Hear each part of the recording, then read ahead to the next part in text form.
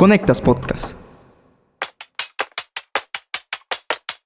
Hoy presentamos un capítulo especial en el que vamos a hablar de lo que hay detrás de quienes están detrás de las historias. Conoceremos acerca de qué los motiva, qué los inspira. Y lo hacemos de la mano de la promoción 2025 de la Cátedra Conectas Martin Baron.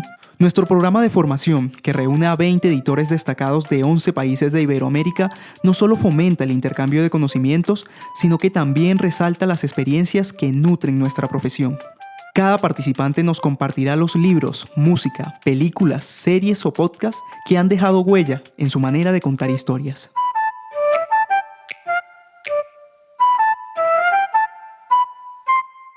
El cine y las series no solo entretienen, también enseñan, inspiran y hasta desafían nuestra forma de ver el mundo. Así que si están buscando algo bueno para ver, presten atención a lo que nos recomiendan Edgardo Litvinov, María Fernanda Rodríguez, Melissa Cordero Novo, Moisés Martínez y Kenia Velázquez. Una película para recomendar a periodistas que vi hace poco, una película de 2023 que se llama Green Border, Frontera Verde, una película polaca de Agnieszka Holland que habla de la crisis humanitaria que existió en un momento entre Polonia y Bielorrusia. Muy actual, mucho tiene que ver con los problemas de frontera que tenemos especialmente en Centroamérica. Muy útil, sobre todo para periodistas centroamericanos que cubren ese tipo de conflictos. En cuanto a series, bueno, hay una danesa que se llama Borgen y me encanta porque es toda una trama político-periodística. La protagonista es una mujer que llega a ser ministra, la primera mujer ministra de Dinamarca, pero cómo va cambiando su personalidad con el poder es súper interesante. Allí juegan roles importantes algunos periodistas que también van cambiando con el tiempo. Entonces me parece una serie bien interesante, se llama Borgen, repito, y espero que esté todavía en Netflix. Si yo tuviera que recomendar películas, que a su vez sí tienen que ver un poco con periodismo y también con un tema que a mí me obsesiona un poco, que es todo lo que tiene que ver con la Unión Soviética y todo el daño de censura que provocó en la población y en escritores y en periodistas en general. Hay una película que se llama Mr. Jones, que está súper interesante porque es el periodista que lo envían de corresponsal a la Unión Soviética y es el que descubre la hambruna en Ucrania. Pero bueno, ahí se destapa toda una estrategia del régimen soviético para que eso no se conozca. Pero yo creo que hay una película de Michael Mann, es protagonizada por Russell Crowe y Al Pacino, si no me equivoco se llama The Inside Man,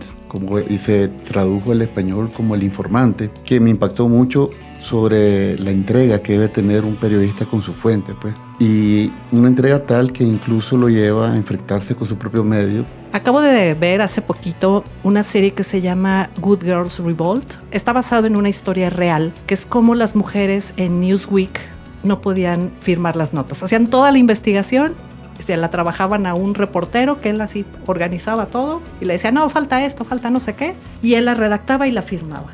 Y entonces ellas estaban totalmente relegadas en la sala de redacción hasta que toman conciencia que eso es ilegal y bueno, pues demandan a la revista, ¿no? De pronto damos por sentado muchas cosas, entonces bueno, yo les recomiendo mucho y sobre todo pues para las periodistas jóvenes.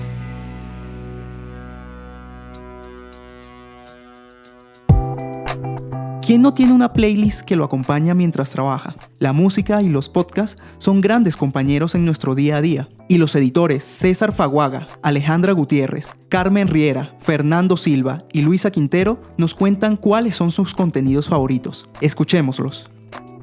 Me gustaría recomendar 2 productos que hacemos en la revista donde yo trabajo, en Revista Factum, que tienen que ver con esa forma un poco más llevadera de poder ir sorteando lo que pasa día a día en un país como El Salvador. Uno es un podcast que se llama Sobre la Mesa, donde contamos cómo hacemos nuestras investigaciones, pero también metemos bastante ironía, sátira si es posible, para comentar el día a día, no solo de lo que hacemos, sino del día a día de lo que acontece en El Salvador. Y por otro lado tenemos un noticiero bastante disruptivo que se llama Notifresita. Y Notifresita lo que hace en TikTok y en Instagram es bajo la creación de un personaje aparentemente fresa, como llamamos en El Salvador, que es esta persona que muchas veces está desconectado de la realidad y trata de ver de una manera superficial las cosas. Se hacen críticas o comentarios muy mordaces de lo que pasa, que se lo recomiendo mucho porque a través del humor creo que se puede que las cosas se comprenden a veces mucho mejor, y también la gente que no necesariamente nos consume tiene otra forma de acercarse al medio. Hay una que se me ocurre que a mí me rompió la cabeza, que es Nos cayó el 20, si no recuerdo mal, de Juan Villoro, que él hace un ejercicio de crónicas, pero son crónicas musicalizadas. Y entonces él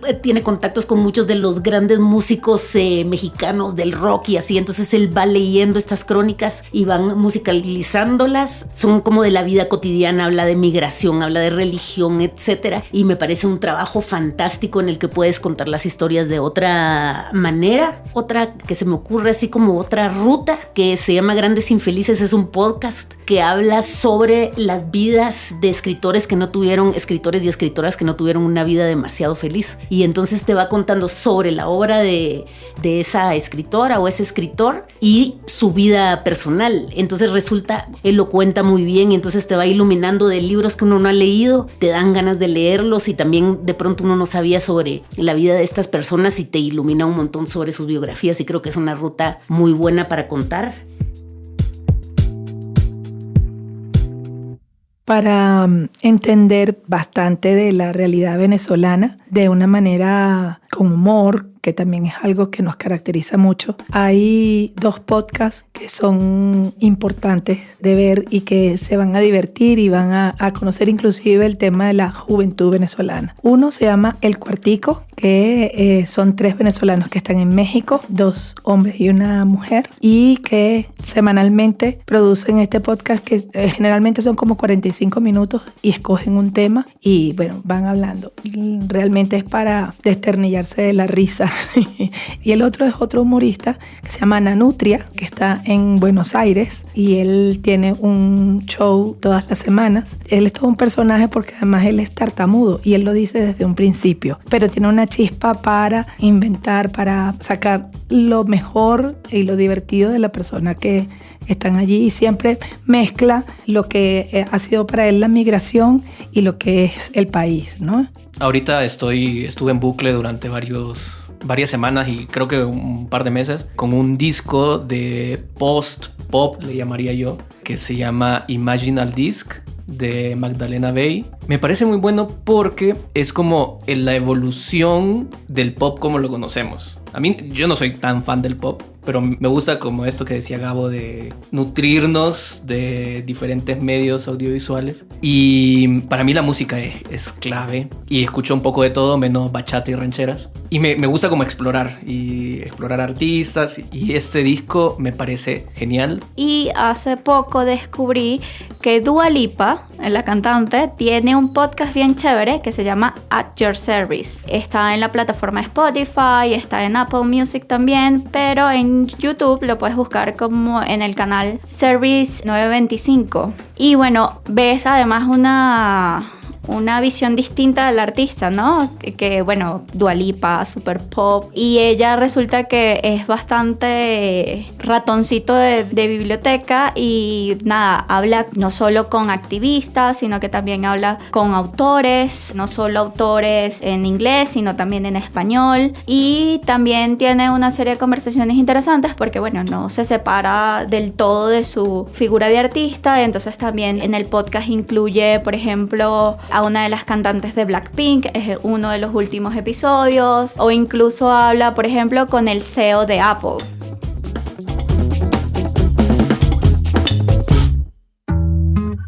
Ya vamos cerrando, pero no sin antes hablar de libros, porque sabemos que son el mejor ejemplo sobre cómo contar una buena historia. En la Cátedra Conectas 2025, los editores Rafael Hernández, Emi Padilla, Carolina Gamazo y Mexi Rosales nos comparten esos textos que consideran indispensables para entender el mundo desde la literatura. La primera recomendación que yo haría para cualquiera que de una u otra manera se quiera involucrar en el periodismo, y quizá la que marcó un poco el inicio de mi trayectoria, sería leer a Arturo Pérez Reverte. Me parece que es un autor muy interesante, primero por su capacidad narrativa, pero segundo porque siendo alguien que ha pasado por el periodismo, creo que tiene lecciones interesantes. Ya para hablar de algo en particular, el libro que a mí me marcó fue Territorio Comanche, que es su relato de su experiencia cubriendo la guerra en Bosnia. Y yo hice mucho clic con ese libro porque una de las primeras fuentes que a mí me tocó cubrir fue la Crónica Roja. sí creo que fue una inspiración ver la capacidad de Pérez Reverte de encontrar cómo contar dentro de lo peor del ser humano, dentro de las peores miserias, encontrar cómo contar historias, sobrevivir esas historias también, salir uno medianamente bien parado también en lo psicológico, de cubrir las atrocidades de la humanidad. Creo que sí es un buen punto de inspiración, sobre todo para los periodistas latinoamericanos, que constantemente tenemos que contar historias que surgen desde la violencia, la inseguridad, la delincuencia, el narcotráfico, y creo yo sobre todo lo importante es que tengamos la capacidad de poder contar esas historias sin deshumanizar las historias, sin deshumanizar a sus protagonistas y lo más importante, sin tampoco deshumanizarnos nosotros luego de contar esas historias. Entonces, por eso mi recomendación de Pérez Reverte me parece que es muy importante para tratar de encontrar algunas luces sobre cómo reportear sobre eso. Bueno, en Honduras, Prisión Verde, un libro de Ramón Amaya Amador que tiene una similitud con 100 años de soledad de Gabriel García Márquez. Esta historia pues evoca la realidad, la historia de nuestro país, porque para tener conciencia de quiénes somos, dónde surgimos, dónde estamos y para dónde vamos, es importantísimo que los periodistas conozcamos la historia para poder contar esas problemáticas que se dan, las problemáticas sociales, porque eso es lo que nosotros investigamos y vamos a ir cayendo en la realidad, por qué pasan las cosas. Y creo que los periodistas de la nueva generación, los periodistas de Honduras, como los periodistas de cualquier país de Latinoamérica, estamos obligados a conocer nuestra historia.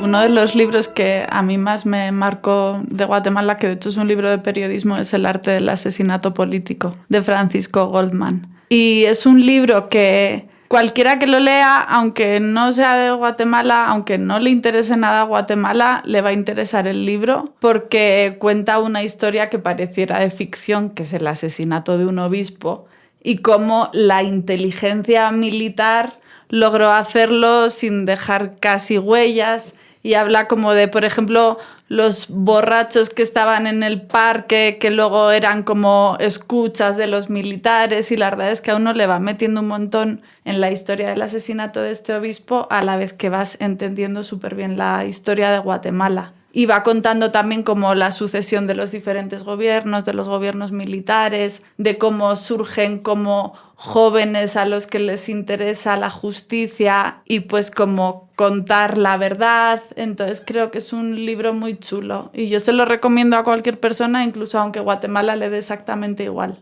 Recomendaría la lectura de algunos libros escritos por mujeres que fueron excombatientes. Hay uno que se llama Las cárceles clandestinas, de Ana Guadalupe Martínez. Hay otro que se llama Nunca estuve sola, de Nidia Díaz. No me agarran viva, que este sí ya tiene un poco de ficción porque fue escrito por Claribel Alegría, una escritora salvadoreña. También estoy leyendo un libro de Lucía Serna, que es la única testiga de la masacre de los 6 sacerdotes jesuitas, que fue lo que de alguna manera aceleró el dilatado proceso de la negociación de la paz, y creo que es muy interesante porque a nivel histórico y también desde el periodismo nos ayuda a reconstruir lo que sucedió esa noche y que fue lo que tanto los militares como el Estado intentaron negar y encubrir en ese momento, ¿no?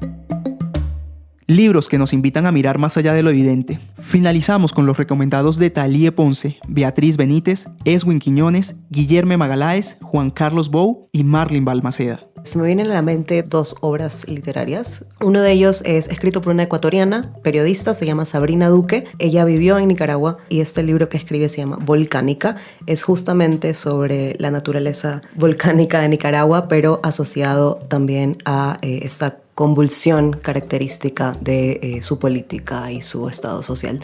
Y otro libro que me gustó bastante también y que siento que marcó un poco el camino que quería seguir en cuanto a cubrir cárceles es 38 estrellas, de Josefina Lícitra. Un libro que creo que deberían de leer si quieren conocer un poco cómo es El Salvador se llama El Asco y es del escritor Horacio Castellanos Moya. El libro es un poco controversial, digamos que es querido y odiado porque describe todo lo feo que es El Salvador. Lo que hace es narrar un poco a través de una entrevista que le hace a un personaje que detesta la cultura salvadoreña. Yo conocí un libro hace algunos años ya. Es un libro que no está ligado al periodismo, pero me ha servido un montón para romper un poco ese cerco mental narrativo que a veces uno tiene. Se llama Ejercicios de estilo. Realmente es un libro muy pequeñito de Raymond Queneau, es un francés, que parte de la premisa de una historia bastante sencilla, una anécdota que es muy común, ocurre en un transporte público en Francia, y lo que hace es hacer una variación de estilos, y esa misma anécdota le da muchas vueltas de giro. La puedes contar como un poema, la puedes contar como un estilo borracho, como un estilo alegre, como un estilo triste, un estilo solo con antónimos de forma negativa, de forma positiva. Y creo que ayuda, o sea, como periodista nos ayuda un poco a romper ese detenimiento, ese congelamiento a veces que tenés cuando te toca escribir. Yo lo recomiendo un montón. Tengo un libro de un periodista brasileño que se llama Antônio Calado, y el libro en portugués se llama Esqueleto na Lagoa Verde, que sería como Esqueleto en la Laguna Verde. A mí me impactó mucho porque es una investigación sobre la desaparición de un militar británico que se desapareció en Brasil en 1925. Y en 1952, Calado, este reportero, fue a la región del Xingu, en el centro del Brasil, para intentar entender qué pasó con este militar británico. Él fue con su hijo. A mí me encantó porque él enseña a hacer preguntas y ni siempre tenemos respuestas. Es muy importante para un periodista saber qué preguntas hacer, y a veces no hay respuestas, pero las preguntas que hice son tan importantes cuanto la respuesta. Para mí el primer libro que me ayudó en mi carrera profesional es el libro de Alex Grigelmo, El estilo del periodista. Me lo habían recomendado varios colegas, y cuando lo comencé a leer miré una perspectiva que yo no entendía, y era la del editor. Te hablo un poco cómo el editor al final de cuentas no firma las notas, no aparece a veces cámara, pero sí tiene un gran papel. Me estoy refiriendo también al editor, al productor. O sea, en editor en periódico, a productor en el tema televisivo, también productor en el tema de radio, que no los escuchas en radio, no los ves en televisión o no miras su firma en los periódicos. El gran papel que tienen, o el gran poder de coordinación para que las historias se den. Entonces, esa parte yo sí conocí un poco o entendía cómo era el proceso de hacer una nota, pero no había entendido esa otra parte.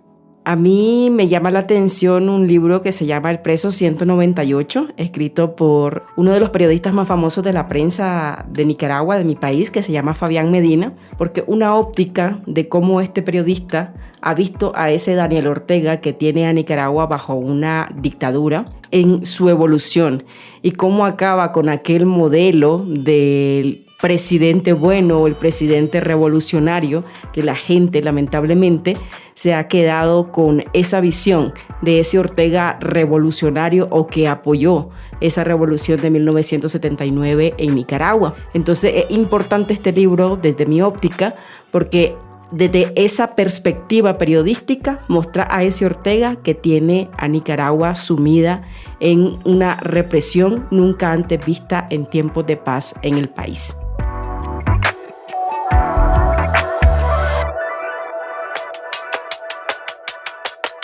Y así terminamos este capítulo especial de Detrás de las Historias. Te invitamos a escuchar las demás entregas de este podcast, que cuenta cómo los reporteros de la región hacen investigaciones periodísticas en países bajo contextos adversos. Y si eres periodista y quieres formar parte de la gran experiencia de la Cátedra Conectas Martin Baron, no te pierdas la oportunidad de postularte a la 6ª edición de este programa de formación. Encuentra más información en editores.conectas.org.